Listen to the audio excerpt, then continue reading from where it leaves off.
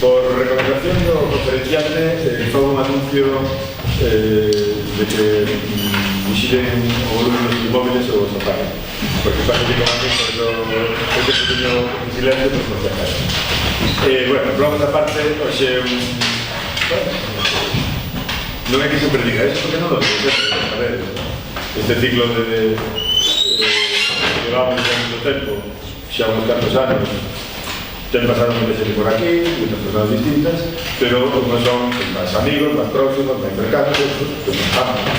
Independientemente da cercanía intelectual, non hai cercanía personal, e ese é o caso de Emilio Majuelo. É unha persona moi apreciada nesta casa, moi apreciada por nós, e co que levamos moito tempo traballando, pensando, colaborando, intercambiando, reflexionando en secreto, a veces, ¿verdad?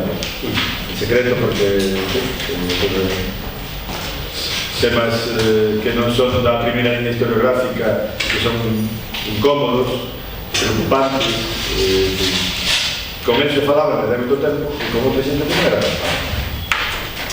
Emilio Majuelo, que é a persona que hoxe nos vai falar, que nos vai falar de... O título exactamente é Outra Memoria, non me acordo ni do título. Relatos de conflictos sobre o franquismo. Unha memoria feminista.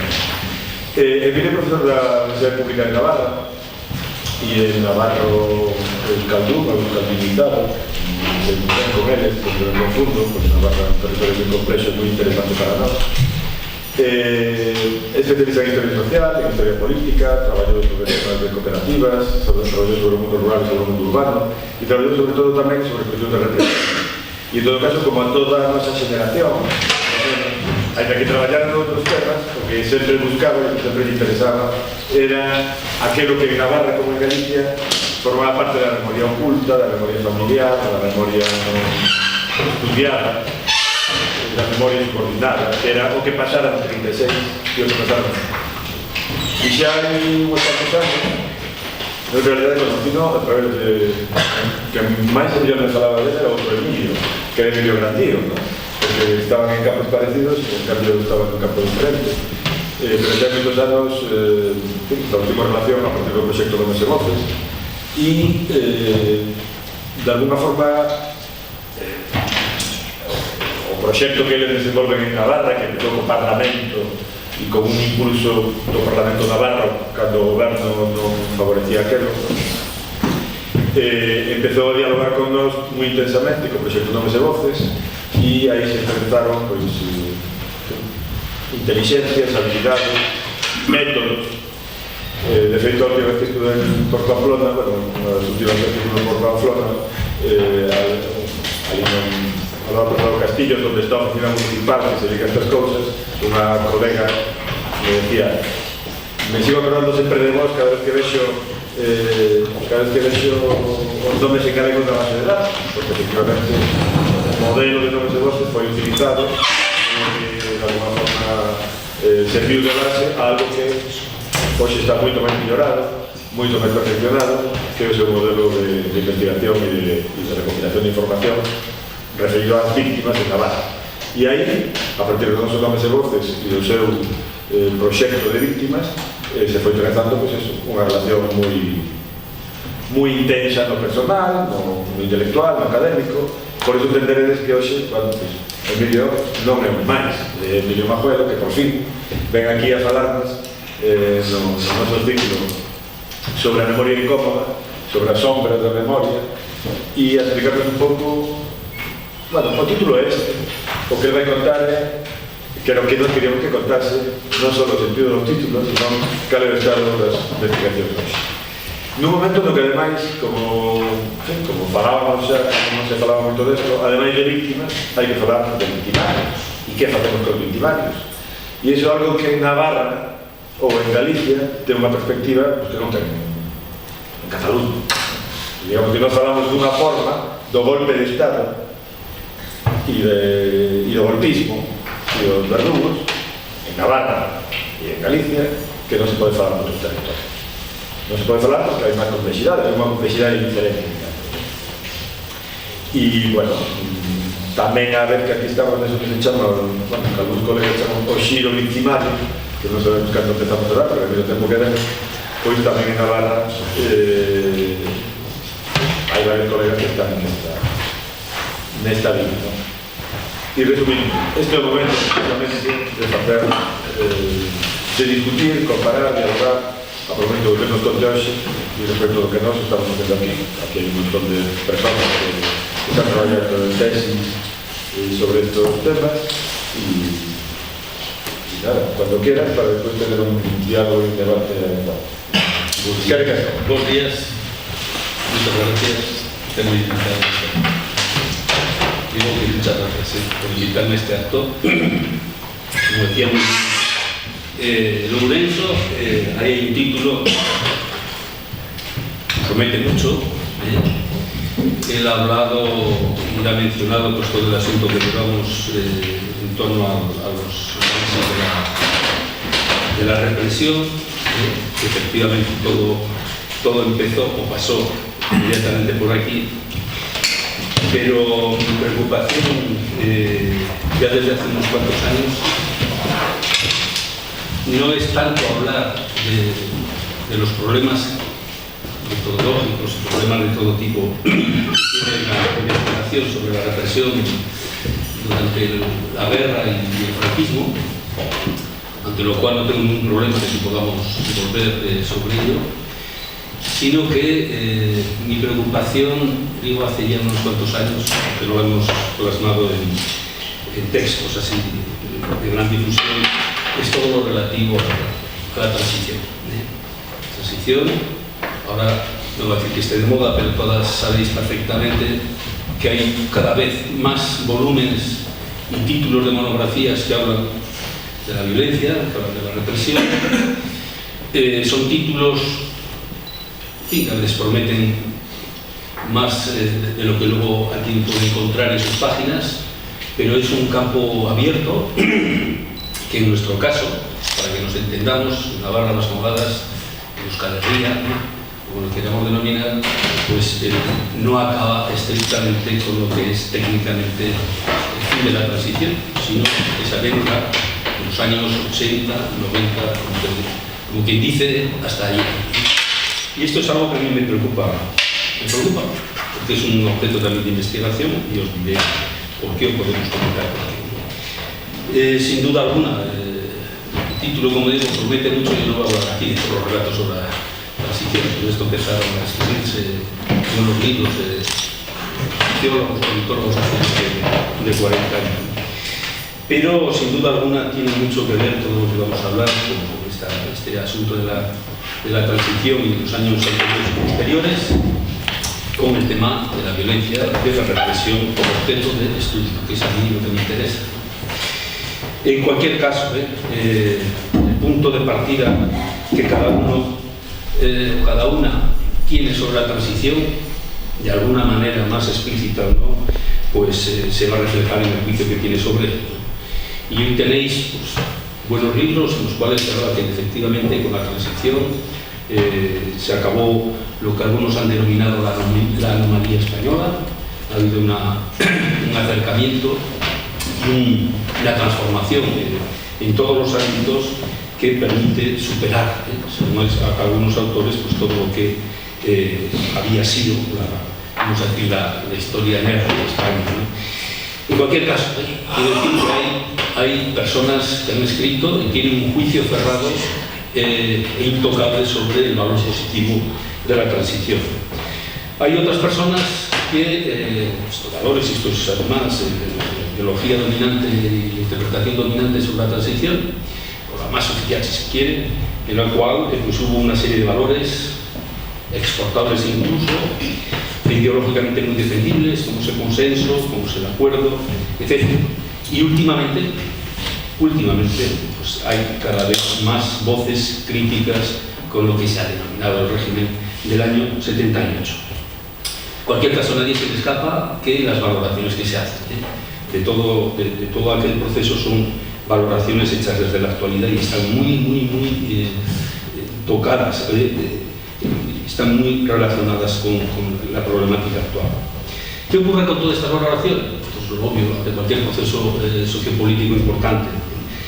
Lo interesante es que esto historiográficamente se refleja de una manera inmediata. Y hay personas, como decía, que hacen una defensa a ultranza de la transición como un logro político único. Un logro que prácticamente no admite discusión. Ni siquiera reconocer el tema que nos interesa especialmente a nosotros aquí, en el tema de la memoria histórica. Alguien ya escribió, con una política de exhumaciones se hubiera acabado todo este asunto y no había que darle pábulo a semejante movimiento de la memoria histórica para criticar a la Constitución del año 78. Para las personas que estáis aquí metidas en todos estos temas, no es ninguna novedad el decir, pienso que no es ninguna novedad el ver que toda esta defensa de la transición en torno a las elecciones generales y la Constitución del año 78, hay un argumento, en mi opinión, a priori insospechado para defenderla.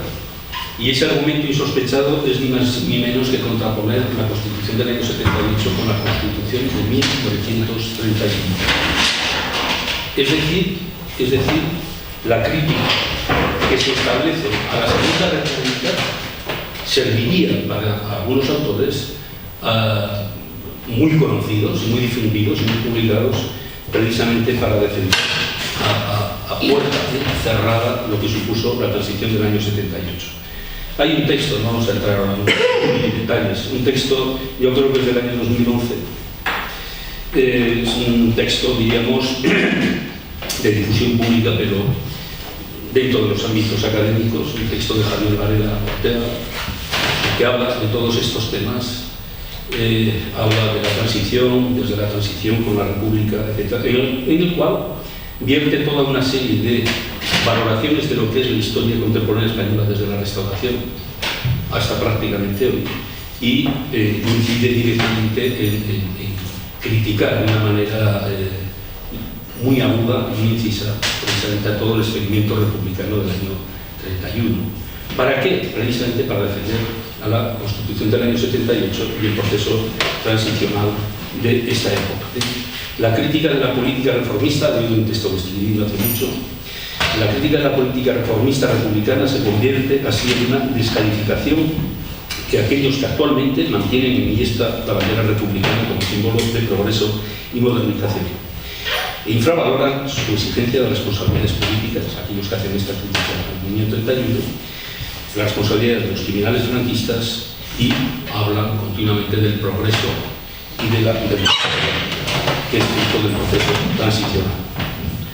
Esto que aparece en este texto de Javier Varela, no quiero decir que sea el texto seminal, ni mucho menos, pero es en realidad el núcleo argumental de lo que hemos venido observando prácticamente desde el año 2000 poco en adelante, una serie de historiadores académicamente muy consolidados, muy bien ubicados, muy bien relacionados, y que, como digo, pues publican de una manera profusa, precisamente incidiendo en la crítica a la Segunda República como un proceso fallido, casi en sí mismo. No exculpan, por supuesto, a los golpistas, que son los realmente causantes de la guerra civil, pero, por decirlo así de una manera casi literal, la democracia republicana no era democracia. Era una democracia en comparación con la del año 78, que no se basó en el consenso, no se basó en el acuerdo, en una política que ya desde el primer momento perseguía, etc. Hay tenéis un montón de autores, que los conocéis, me imagino, como digo, porque publican de una manera profusa, y sobre ellos volveré, aunque sea puntualmente, al final. Así pues hay una defensa cerrada como hito político inexcusable de la transición. Hay otra variante de este relato de la transición del año 78, en el cual también se considera la transición como un hito político muy novedoso, aunque efectivamente con el tema de la memoria histórica hay cuestiones que son interpretaciones que se basan en algo y probablemente también para todos nosotros es algo obvio, que los protagonistas de la transición no fueron exclusivamente las élites que se pusieron de acuerdo, estas cúpulas de los partidos, sino que hay todo un protagonismo social importante, particularmente de la clase obrera, particularmente de los sindicatos y organizaciones de la clase de entonces, y de los partidos más importantes de la transición, que es efectivamente el Partido Comunista Español. Bien, esta visión sigue poniendo como peso, en fin, indiscutible el gran logro de la transición de la Constitución española y, en todo caso, cambia el foco interpretativo a la hora de hablar no solamente de las élites o de los grandes personajes, de Fernández Miranda o Suárez o Juan Carlos I, sino que obviamente hubo unos movimientos sociales que condicionaron el resultado de esta transición.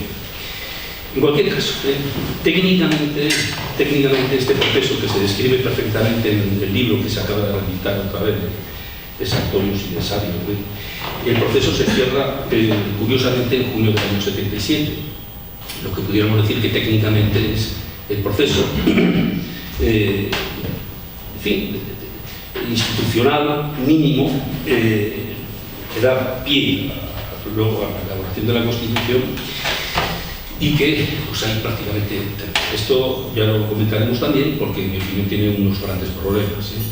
La pregunta es muy obvia: a partir de la Constitución, de la aprobación de la Constitución de 1978, ¿tenemos ya democracia o no tenemos democracia?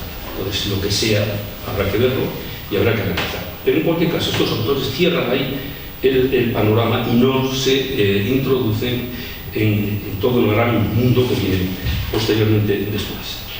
Esa operación, esta interpretación bien asentada, obviamente defiende la Constitución del 78 sin duda alguna como un resorte frente a las críticas que han surgido precisamente desde hace 10, 12 años a todo este régimen, bipartidista, etcétera, etcétera.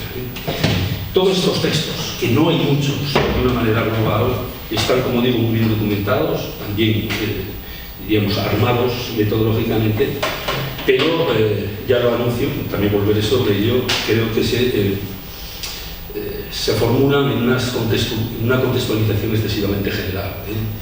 La Constitución que aprobamos los españoles, la lucha de la clase obrera industrial, pues probablemente haya muchas diferencias en todas estas afirmaciones que habría que comprobar hasta qué punto todo esto se produjo tal como se dice literalmente. Volvemos sobre ello. Bien, volvemos un poquito más ahora a lo que es el objeto explícito que en mi opinión está debajo de algunos de estos relatos en torno a la transición, y es la represión del año 36, la represión durante el franquismo y, si se quiere incluso por omisión, el relato de lo que es todo este mundo político, que obviamente estoy hablando desde el punto de vista territorial del que procedo, que es el que más conozco, de todo este mundo de lucha política, de lucha armada, de lucha violenta, etc. Bien, nosotros sabemos perfectamente que todo lo que se ha avanzado en la investigación en cuanto a la represión del año 36 y los primeros años del franquismo, que son los que más mejor se conocen, se deben a tres cuestiones. La primera, una investigación. Cuando se ha defendido en cualquier foro iniciativas de asociaciones particulares, instituciones o organizaciones políticas, que hay que defender la verdad, lo que pasó allí, etcétera, etcétera, en aquellos años, obviamente nos estamos refiriendo a la gran investigación que se ha realizado en este mundo, ¿no?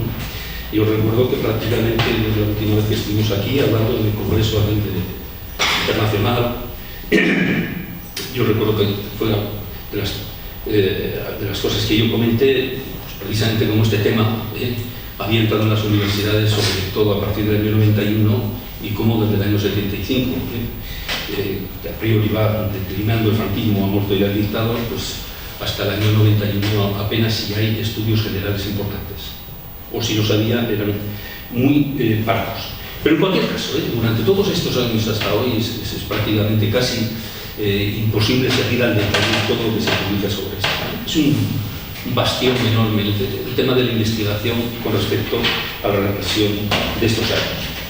La segunda cuestión, que también ahora está bastante en liza y bastante, digamos, cogida, puesta entre comillas, es la iniciativa de las asociaciones memorialistas. Ellas fueron las que en los años 80, 90, en algunos territorios, en muchos otros a partir del año 2000, impulsaron todo este asunto tan grande y tan impresionante de la reivindicación y de que se hiciera justicia ante aquellas víctimas.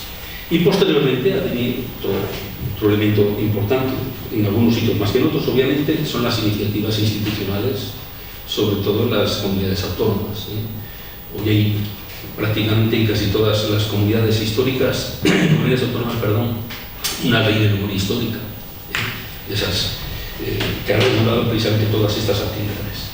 Digo porque estos son los factores claves que nos han permitido señalar el ámbito de avance precisamente en todo el asunto de la investigación. Y es un ámbito de avance, no es una casualidad o no, que a partir del año 2000 todo esto eclosiona y es precisamente cuando aparecen todas estas críticas o todas estas monografías o este desarrollo hipercrítico con la Segunda República Española. ¿Por qué? Porque efectivamente la reivindicación de la memoria histórica ponía un poquito las vergüenzas del proceso de la transición, las ponía al aire, porque con respecto a este tema obviamente hubo una dejación total. Bien, en cualquier caso, cuando hablamos de la investigación, a nadie se le escapa que la represión del año 36 en adelante, los primeros años del franquismo incluso, está enclavada y nos ha permitido avanzar mucho en este ámbito, que ha sido de los últimos ámbitos de investigación, temas de investigación de los años 30, precisamente porque sobre estos años 30, sobre la crisis española de los años 30 y segundo despliegue europeo, es un contexto de un crecimiento prácticamente inabordable. Podríamos aquí sacar todo lo que se ha hecho sobre historia política, sobre historia electoral, sobre historia económica, historia social, etcétera, etcétera. Y con eso se había conformado un corpus de conocimiento casi un canon, que aunque por mucho que se revise, no sigue siendo muy sólido,